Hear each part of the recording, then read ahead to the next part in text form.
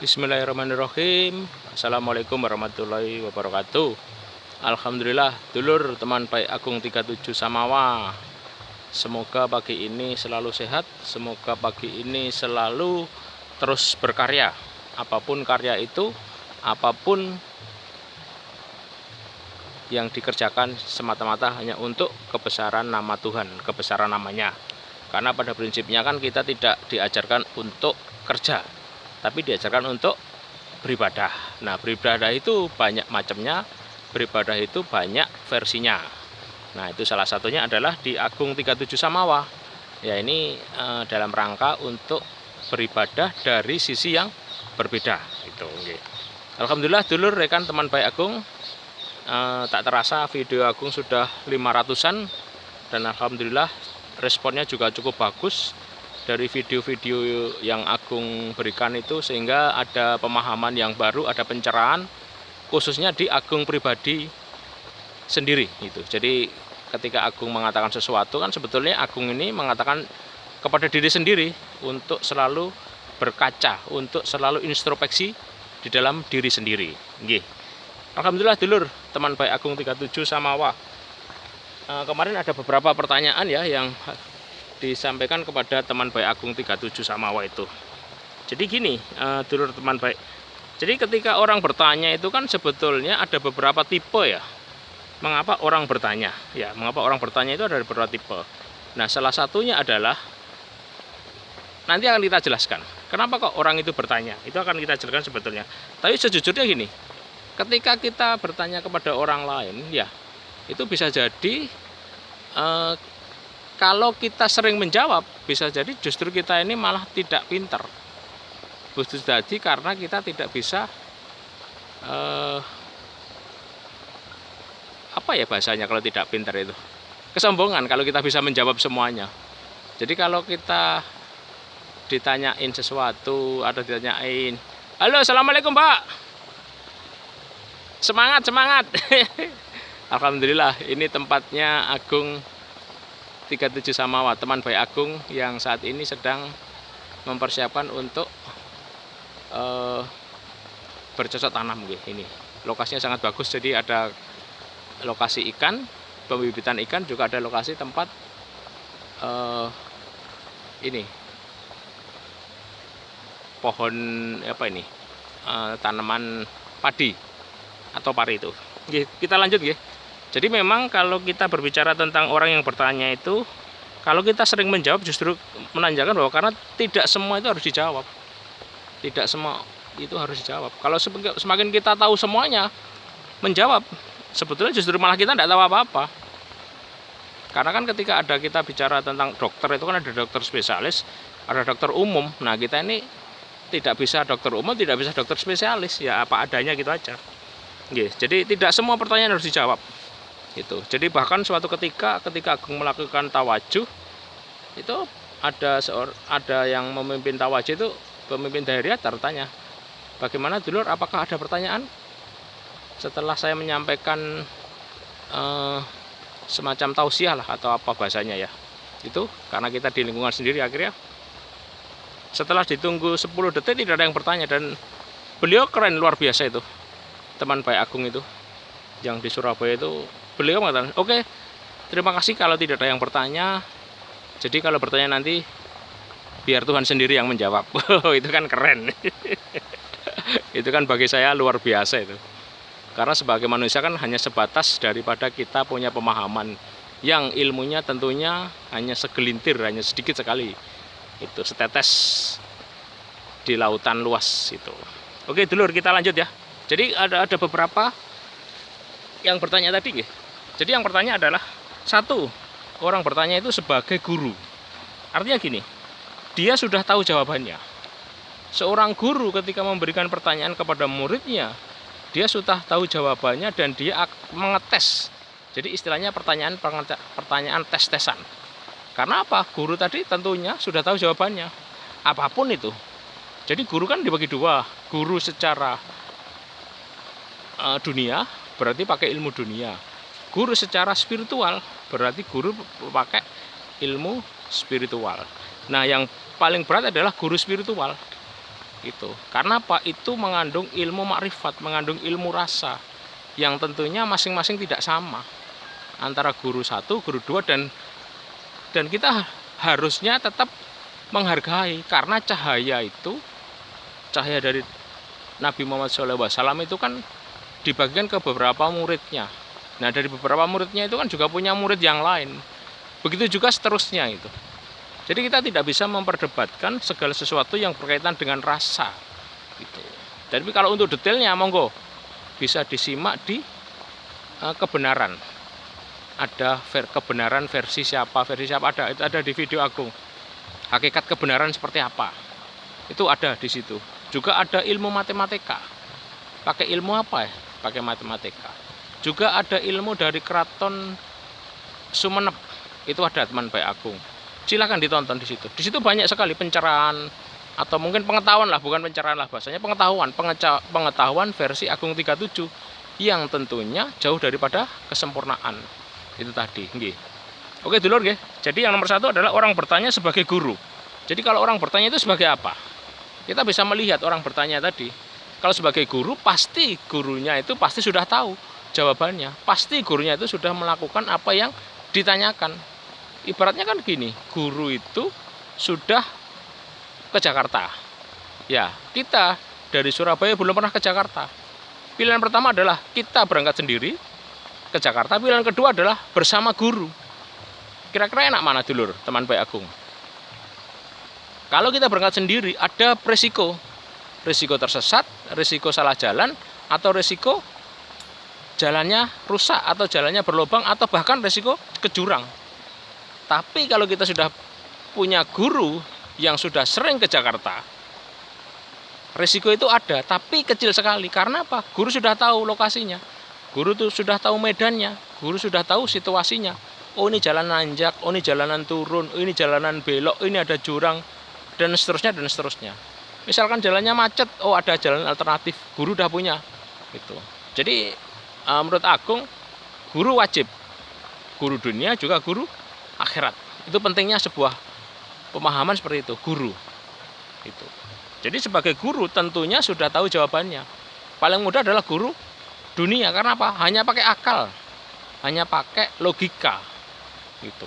Makanya kalau guru dunia itu hanya logika, tapi pinternya seorang guru dunia itu hanya pakai logika. Tapi ketika tidur, coba ditanya 1 tambah 1, bisa jawab nggak? 2 tambah 2 bisa jawab nggak? Nggak bisa, karena itu pakai dunia, pakai akal yang sifatnya terbatas. Sementara guru akhirat adalah sifatnya tak terbatas, unlimited. Itu ada di video yang Agung sebutkan tadi, nggih dulur. Silakan disimak masing-masing ya. Itu. Jadi yang pertama adalah orang bertanya sebagai apa? Sebagai guru. Oh jelas. Itu. Jelas pasti jawabannya sudah pasti. Oke, yang kedua adalah orang bertanya sebagai murid. Nah, ini juga yang tentunya prinsipnya adalah murid belum tahu. Belum tahu. Tapi kalau misalkan guru muridnya tadi, ada yang kadang-kadang ya non sewu, mohon maaf, bisa jadi muridnya kepo, ngetes gurunya. Itu banyak itu. Banyak, terutama di guru spiritual itu banyak. Kesaktian dan seterusnya, tapi aku nggak membahas itu ya. Tapi yang bahas sebagai murid gitu aja. Jadi kalau sudah kita paham bahwa kita sebagai murid, ya sudah, tidak ada jalan lain kecuali kita tawaduk, kecuali kita rendah diri, rendah hati maksudnya. Kecuali kita manut dengan guru tadi. Nah, dalam hal ini ya itu masing-masing punya persepsi ya, masing-masing punya pandangan, masing-masing punya tafsir yang tentunya tidak sama. Silahkan bisa dianalisa, bisa dilogikakan seperti apa yang pasti atau yang enak tadi. Ya, sebagai guru tadi. Ya, itu yang paling pasti gitu. Sebagai apa? Sebagai murid. Kalau kita bertanya sebagai murid, ya sudah jelas kita tidak tahu. Pasti kita menanyakan kebenaran, pasti kita menanyakan sesuatu yang kita tidak paham. Karena sebagai murid, sifat tawadhu harus dijaga, hadap sopan santun harus dijaga. Karena dalam bahasa tasawuf itu kan dahulukan hadapmu sebelum kau beramal. Jadi hadap itu sangat-sangat penting dan sangat-sangat dijaga. Kenapa hadap sangat penting? Karena sebuah ilmu tanpa hadap kacau. Ya itu jelas. Iblis setan itu ilmunya tinggi langit, wong dia mantan malaikat. Ya, tapi karena tidak punya hadap, akhirnya itulah yang terjadi. Tapi itu terlalu jauh ya, dulur, rekan, teman baik Agung. Prinsipnya gitu aja ya, bahwa kita sebagai murid harus tawaduk, harus berbakti, harus hadap, sopan santun kepada guru. Kalau tidak ada guru atau gurunya tidak ada di lokasi, di tempat, kita harus hadap kepada abangan atau kepada kakak yang lebih senior. Itu yang paling penting itu. Karena semuanya itu kan ada proseduralnya, semuanya itu ada jenjangnya.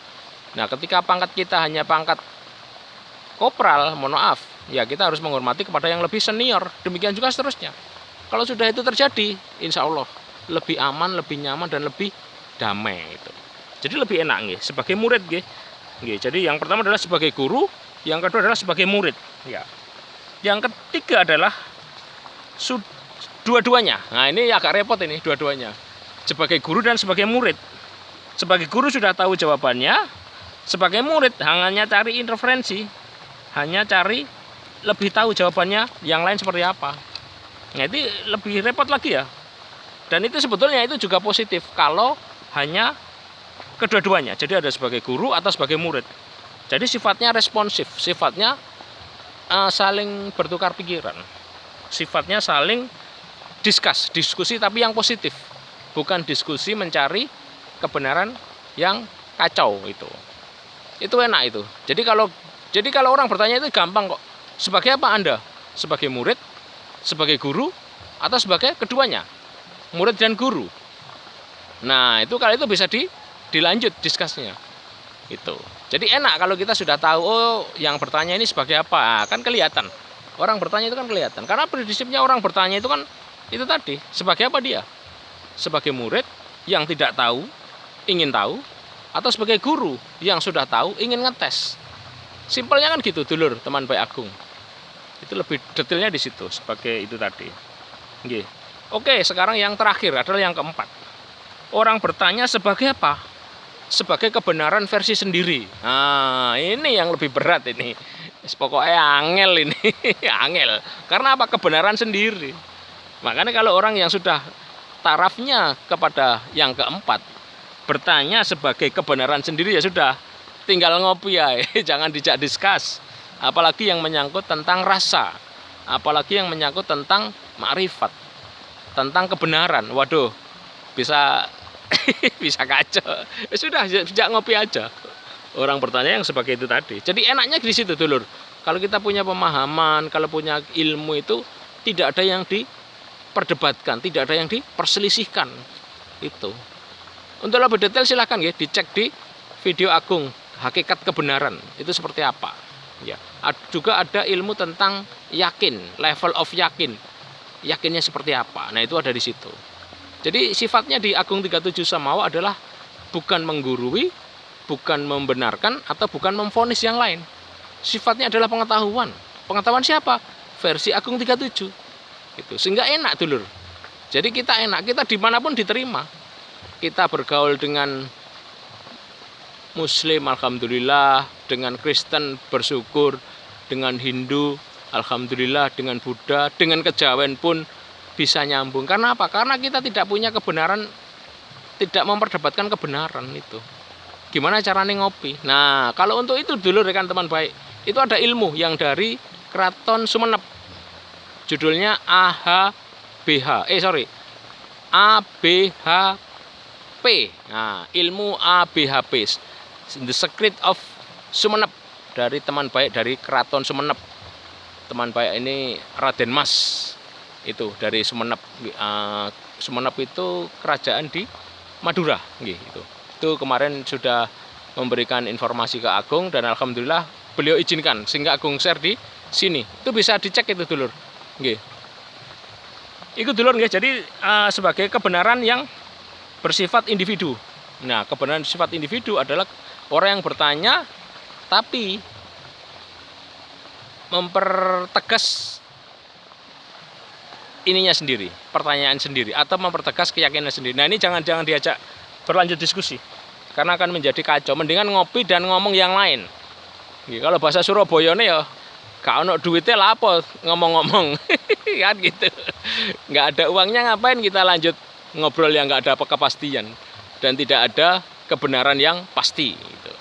Jadi banyak sekali nggih dulur nggih rekan teman baik itu. Jadi orang bertanya itu sifatnya seperti itu. Dan itu semua hampir semuanya sama dengan itu. Jadi bisa dilihat itu aja. Kalau kita udah punya ilmunya ini, 4 jenis orang bertanya tadi, sehingga kita akan santai. Kita tidak akan terbawa emosi, tidak akan terbawa larut, atau tidak akan terbawa oleh dimensi 3 kalau di bahasa kejadaran. Saya kira itu sedulur, semoga bermanfaat, semoga menambah inspirasi dan motivasi untuk selalu tetap berdaya dan terus berkarya. Mohon maaf atas segala kekurangan, dan bila video ini cocok dan bagus, mohon diberikan komentar. Dan jangan lupa subscribe, serta diberi share kepada yang lain, agar yang lain bisa mendapatkan ilmu yang insya Allah bermanfaat seperti ini. Oke dulur, hindari perdebatan, hindari perselisihan, jauhi kemudaratan. Mari kita ngopi bersama Agung 37 Samawa. Matur suwun, assalamualaikum warahmatullahi wabarakatuh. Salam sejahtera untuk kita semua. Selamat pagi, matur sembah nuwun.